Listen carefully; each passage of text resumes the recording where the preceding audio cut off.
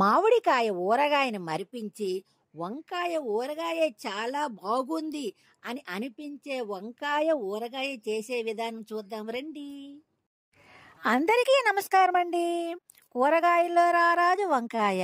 వంకాయ లేనిదే విందు భోజనాలు లేవు. ఒకప్పుడు ఖచ్చితంగా వంకాయ కూర ఉండాలి. ఎందుకంటే వంకాయ కూర రుచి ఏ కాయగూరకి రాదు. కానీ అటువంటి వంకాయతో ఊరగాయనండి పచ్చడండి కొద్ది మోతాదులో చేసుకుందామండి. కాయలు బాగా కడిగి తడి లేకుండా తుడిచి, తడి ఉండకూడదని తడి లేకుండా తుడిచి మనకి కావాల్సిన పొడువుగా కట్ చేసుకోవాలండి. పొడువుగా కొద్దిగా లావుగా కట్ మిక్సీలో ఆవాలు వేరేగా పొడి చేసుకోవాలండి. మెంతులు కూడా వేరేగా పొడి చేసుకొని ఒక పక్క రుచికరమైన వంకాయతో ఊరగాయ కలుపుకోవడం చూద్దామండి. కారం ఒక అరకప్పు, ఉప్పు ఒక కప్పు, గరం మసాలా పౌడర్ ఒక 4 చెంచాల పౌడరు వంకాయ ముక్కల్లో వేసుకోవాలి.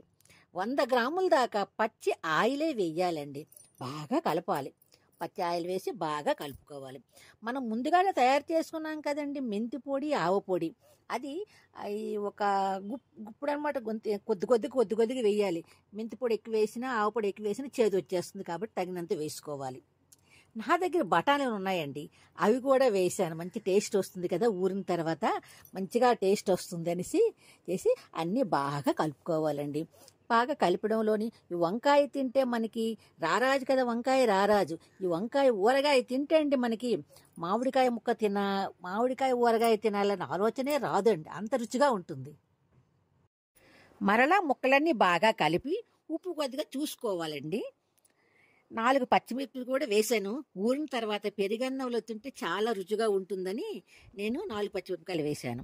2 నిమ్మకాయల రసం కలుపుకోవాలి పులుపు కోసం. మీరు నమ్మండి, నమ్మకపోయండి, ఈ వంకాయకి ఇలా ఆవపొడి వేసి ఊరగాయ కలిపితే ఆ రుచే వేరుగా ఉంటుందబ్బా. మామిడికాయ తినాలి అన్న ఆలోచన నాకు ఈ సంవత్సరం రాలేదండి. ఈ వంకాయ ఊరగాయ అంత రుచిగా ఉంది. పోపు పెట్టుకుందామండి.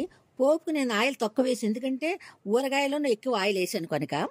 ఆవాలు, జీలకర్ర, పచ్చి శనగపప్పు, ఎండుమిర్చి, తెల్ల ఉల్లి వేసి బాగా వేయించుకోవాలి. ఇది బాగా మంచి సువాసన వచ్చిన తర్వాత బాగా వేగింది. శనగపప్పు పచ్చి ఉండకూడదు. బాగా వేగిన తర్వాత ఇప్పుడు మనం అల్లము, తెల్లుల్లి పేస్ట్ వేసి బాగా వేయించుకోవాలి. వేయించుకొని చల్లారిన తర్వాత ఆ ఊరగాయలో కలపాలి. కలపడం ఎలా కలపాలంటే ముక్క విరగకుండా చక్కగా కలుపుకోవాలండి. కలుపుకుంటే మనకి ఎంత మంచిగా ఉంటుందంటే ఈ ఊరగాయ. ఈ సంవత్సరం నేను మామిడికాయ ఊరగాయ పెట్టలేదండి. ఎందుకంటే నాకు వంకాయ ఊరగాయ అంతగా అనిపించింది. ఆ ఆవపొడి వేయడానా వంకాయ అంటే వడలిపోతుంది కదా, అలా వంకాయ ముక్క గట్టిగా ఉండి మామిడికాయ తిన్నానన్న ఫీలింగే వచ్చిందండి. అంత రుచిగా ఉంటుంది. నేను మాత్రం నిమ్మకాయల తొక్కలు కూడా వేసానండి. అవి కూడా ఊరి దీని టేస్ట్ అంటే ఇంకా చెప్పకూడదండి, అంత బాగుంటుందన్నమాట. పెరుగన్నంలో తిన్నా, ఎందులోకి తిన్నా మనకి చాలా రుచిగా ఉంటుంది ఈ ఊరగాయ.